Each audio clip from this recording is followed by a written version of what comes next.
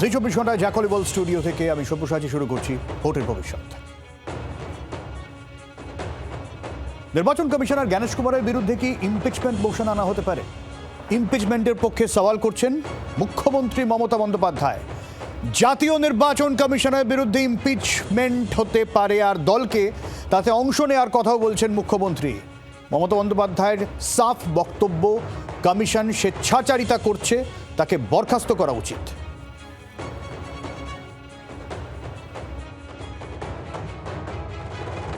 अगर कोई चीज जेन्युइन होता है, प्रैक्टिकल होता है, जनता का हित में होता है, हम भी चाहते हैं उसका इम्पीचमेंट हो।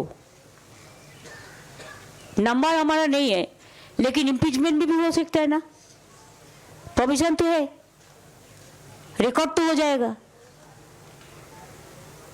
अगर ऐसा कुछ वो करते हैं तो हम भी हमारा पार्टी को एमपीज को कॉन्फिडेंस में लेके डिस्कस करके, हम लोग तो जब कोई पब्लिक इंटरेस्ट में होता है हम सब इकट्ठा होकर ही काम करते हैं, उसमें हमारा कोई एतराज नहीं है। অর্থাৎ মমতা বন্দ্যোপাধ্যায় এটা স্পষ্ট করলেন যে তাদের কাছে সংখ্যা নাও থাকতে পারে, কিন্তু ইমপিচমেন্ট মোশন আনতে কোনো বাধা নেই। সেক্ষেত্রে নিঃসন্দেহে সংসদে একটা রেকর্ড থেকে যাবে। সেই জায়গায় দাঁড়িয়ে নির্বাচন কমিশনের বিরুদ্ধে মমতা বন্দ্যোপাধ্যায় যে সুর আরও চড়াবেন এবং লড়াই আরও তীব্র করবেন, আজ রাজধানী থেকে তা স্পষ্ট করে দিলেন আরও একবার মমতা বন্দ্যোপাধ্যায়। এবং ঠিক এই জায়গায় দাঁড়িয়ে একেবারে সুর সপ্তমে নিয়ে গিয়ে রাজীব কুমারকে সরানোর কথা তিনি বলছেন, নির্বাচন কমিশনারকে সরানোর কথা তিনি বলছেন, এবং জ্ঞানেশ কুমারকে। এবং সেই জায়গায় দাঁড়িয়ে জ্ঞানেশ কুমারের বিরুদ্ধে যেখানে ইমপিচমেন্টের কথা বলা হচ্ছে, এবং জ্ঞানেশ কুমারের বিরুদ্ধে ইমপিচমেন্টের কথা যেখানে তিনি বলছেন ইমপিচমেন্ট হোক বা না হোক রেকর্ড করার কথা, সেক্ষেত্রে মোশন আনা হতে পারে কিনা তা নিয়েও কিন্তু নতুন করে জল্পনা মমতা বন্দ্যোপাধ্যায় জিইয়ে রাখলেন। যেখানে মাথায় রাখতে হবে বাজেট অধিবেশন চলছে, মমতা বন্দ্যোপাধ্যায় কিন্তু এখনও নয়াদিল্লিতেও রয়েছেন, এবং আজকে যেরকম আপনারা জানেন যে জ্ঞানেশ কুমারের বিরুদ্ধে সুর চড়াচ্ছেন, এবং যেখানে এসআইআরে ক্ষতিগ্রস্ত যে পরিবার রয়েছে সেই পরিবারগুলো সেখানে রয়েছেন, এবং তাদের তরফেও কিন্তু নির্বাচন কমিশনের বিরুদ্ধে সুর চড়ানো হয়েছে, সোচ্চার হয়েছেন তারাও। অভিষেক বন্দ্যোপাধ্যায় ছিলেন মমতা বন্দ্যোপাধ্যায়ের সাথে। ঠিক এই জায়গায় দাঁড়িয়ে মুখ্যমন্ত্রী Mamata Bandyopadhyay chief election commissioner Gyanesh কুমারের বিরুদ্ধে ইমপিচমেন্ট প্রসঙ্গ, যা অন্য তাৎপর্য, এমনটাই রাজনৈতিক বিশ্লেষকদের মত। নয়াদিল্লির প্রতিনিধি রাজীবের কাছে চলে যাব সরাসরি। রাজীব, বাজেট অধিবেশন চলছে, সংসদ চলছে, মমতা বন্দ্যোপাধ্যায় নয়াদিল্লিতে রয়েছেন, তার মধ্যেই ইমপিচমেন্ট প্রসঙ্গ, মোশন আনা হতে পারে, কি মনে হয়?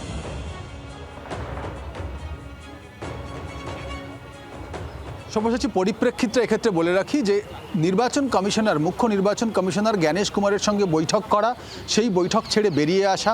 জ্ঞানেশ কুমার বলেছেন আমি অত্যন্ত ভদ্রভাবে পেশ হয়েছি, মানে আমি ভদ্রভাবে কথা বলেছি, কিন্তু মুখ্যমন্ত্রী এবং তার প্রতিনিধিরা টেবিল চাপড়ে কথা বলছিলেন, তারা বেরিয়ে গিয়েছেন। এক্ষেত্রে সাংবাদিকদের মুখোমুখি যখন মুখ্যমন্ত্রী হয়েছিলেন, স্বাভাবিক প্রশ্ন ছিল যে এরপর কি, হোয়াট নেক্সট। অর্থাৎ এখন যখন নির্বাচন কমিশন এই অবস্থান রয়েছে, তারা এসআইআর করবেন, যখন তৃণমূল কংগ্রেস এবং রাজ্যের মুখ্যমন্ত্রী বলছেন যে এসআইআরে ভুল প্রসেসে হচ্ছে, এটা আমরা মানব না, একটা নামও বাদ দিতে দেব না, যখন মুখ্যমন্ত্রীর নিজের কেন্দ্রে প্রায় 50,000 নাম বাদ গিয়েছে, যখন আরও নাম বাদ যাওয়ার আশঙ্কা করা হচ্ছে, এবং যখন বলা হচ্ছে যে রাজ্যে ইতিমধ্যেই 58 লাখ নাম বাদ যাওয়ার পরে আরও নাম বাদ যেতে পারে, এই পরিস্থিতিতে এর পরবর্তী পদক্ষেপ কি? নির্বাচন কমিশনের সঙ্গে বৈঠক যখন ব্যর্থ হলো, ভেস্তে গেল, মুখ্যমন্ত্রী বলেছেন, এবং সেক্ষেত্রে প্রশ্ন করা হয়েছিল যে রাহুল গান্ধী তিনি সংসদে দাঁড়িয়ে বলেছেন, সংসদের বাইরে দাঁড়িয়ে বলেছেন যে জ্ঞানেশ কুমারকে এর ফল ভোগ করতে হবে, রেট্রোস্পেক্টিভ ল আনা হবে, যে আইন তৈরি করা হবে সেই আইনের কিন্তু তার যে প্রয়োগ সেটা অনেক পেছন থেকে হবে, এই বর্তমান সময় থেকে হবে যখন থেকে জ্ঞানেশ কুমার এইসব কাজ করছেন। অর্থাৎ এই এসআইআরে অন্যায় করা হচ্ছে, অন্যায়ভাবে বিজেপিকে সুবিধা পাইয়ে দেওয়া হচ্ছে, আর সবটাই করছেন জ্ঞানেশ কুমার। মুখ্য নির্বাচন কমিশনারকে তার ফল ভোগ করতে হবে, আর সেই কারণে তার বিরুদ্ধে ব্যবস্থা নেওয়া হবে, আইন। একদমই রাজীব, তুমি সঙ্গে থাকো। ঠিক এই জায়গায় দাঁড়িয়ে মুখ্যমন্ত্রী মমতা বন্দ্যোপাধ্যায় জমিদারের প্রসঙ্গ আনলেন, খোঁচা ছুড়ে দিলেন জ্ঞানেশ কুমারের বিরুদ্ধে, কি বললেন শুনুন। Who will elect the government in democratic setup? Is it the election commission or the voters? Now Delhi का जमींदार वोटर का अधिकार सब छीन के लिया और नहीं चाहते हैं। I challenge them, if you have the gods, fight it politically, fight it democratically, but don't misuse election commission like this.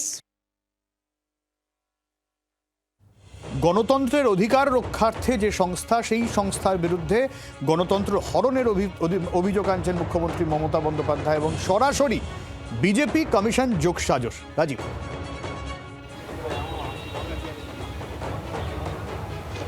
একেবারেই দেখো, বলা হচ্ছে যে কোনো একটি রাজ্য, সেই রাজ্যে নির্বাচন করানোর ক্ষেত্রে দায়িত্ব নির্বাচন কমিশনের, কিন্তু সরকার নির্বাচন কারা করে? ভোটাররা।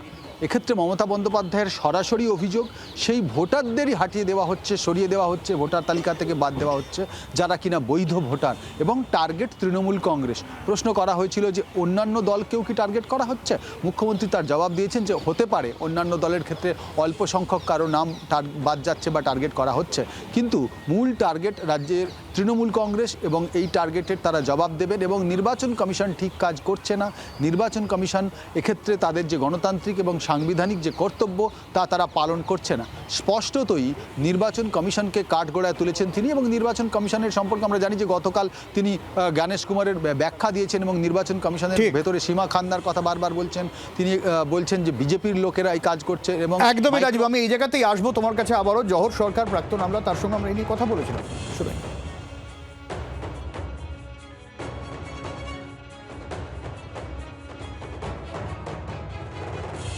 যেটা জ্ঞানেশ কুমার করেছেন তার বিরুদ্ধে কিন্তু সারা ভারতবর্ষের মানুষ যারা রাজনৈতিক না তারাও কিন্তু খুব এই ব্যাপারে সরব হয়ে উঠেছে। মমতা ব্যানার্জি একজন রাজনৈতিক নেতা, যিনি গন্ধটা সবচেয়ে প্রথমে পান।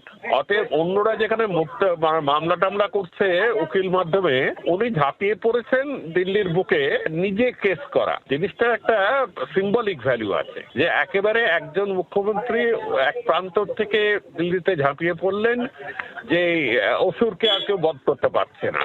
এটাই হলো মমতা বন্দ্যোপাধ্যায়ের স্টাইল অফ ফাংশনিং। রাজীব, এখনো মমতা বন্দ্যোপাধ্যায় দিল্লিতে রয়েছেন, এরপর কি, হোয়াট নেক্সট?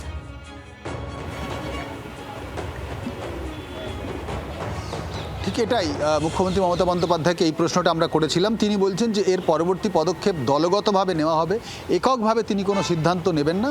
কিন্তু তিনি একটা বিষয় স্পষ্ট করেছেন যে এই লড়াইয়ের ময়দান, যুদ্ধের ময়দান তিনি কিন্তু ছাড়বেন না।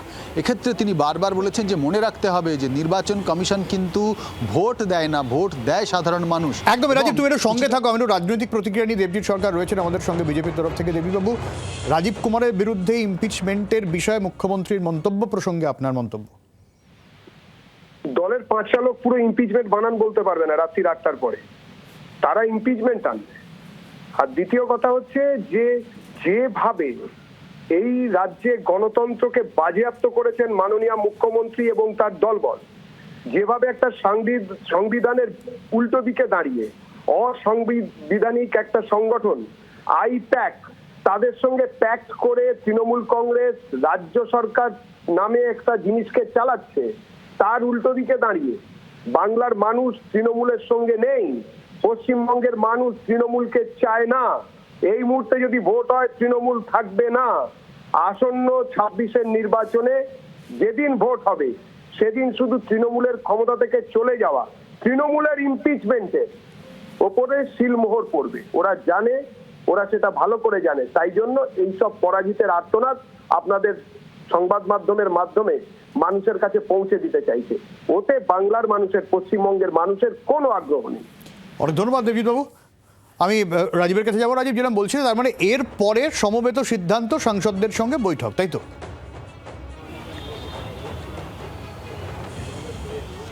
একেবারেই সেটা বলার পাশাপাশি সব্যসাচী মুখ্যমন্ত্রী মমতা বন্দ্যোপাধ্যায় যেটা বলেছেন আজকে, যে এক্ষেত্রে মনে রাখতে হবে যে যদি কারোর কাছে 100 টাকা থাকে, সেখান থেকে কিছু টাকা কেড়ে নেওয়া হয়, তাহলে তিনি কিন্তু হাল ছেড়ে দেন না এবং তিনি একেবারে ভিখারি হয়ে যান না। তিনি কিন্তু তার অন্য রোজগারের পথ দেখেন। বলে দিয়েছেন যদি তৃণমূলের ভোট কেটে নেওয়া হয় বিজেপির ভোটাররা ভোট দেবেন তৃণমূলকে। ব্যঙ্গাত্মক সুরে বলেছেন, কিন্তু এক্ষেত্রে তৃণমূল কংগ্রেসের কিছু পরিকল্পনা রয়েছে, সেটা বোঝা যাচ্ছে স্পষ্ট। তারা যে এই নির্বাচন কমিশনকে শুধু দোষারোপ করেই ক্ষান্ত হবেন না এবং এই লড়াইয়ের যে কথা বলা হচ্ছে সেটা করে তারা যে হার মানবেন না, এমন প্রশ্নও করা হয়েছিল যে যদি হতে পারে যেভাবে ভোট বাদ যাওয়ার কথা বলা হচ্ছে, সরকার বদলে যাওয়ার রাজ্যে কোনো সম্ভাবনা আছে বা এর ফল কি ভোটের ফলে পড়তে পারে, সেটাও তিনি বলেছেন যে সেটা তিনি জ্যোতিষ নন, কিন্তু লড়াই তিনি করবেন, ভোটাররাই ভোট দেবেন এবং তৃণমূল কংগ্রেসই ক্ষমতায় থাকবে, বিজেপি ক্ষমতায় আসতে পারবে না, এটাও কিন্তু তিনি জোর দিয়ে বলেছেন। সব্যসাচী। একদমই।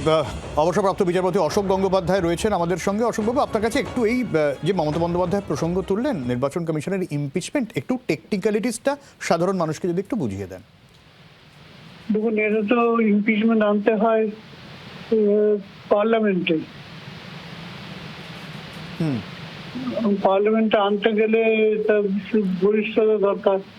ওনার যদি বরিষ্ঠতা থাকে উনি আনবেন, উনি আমার বলার কিছু নেই। অনেক ধন্যবাদ।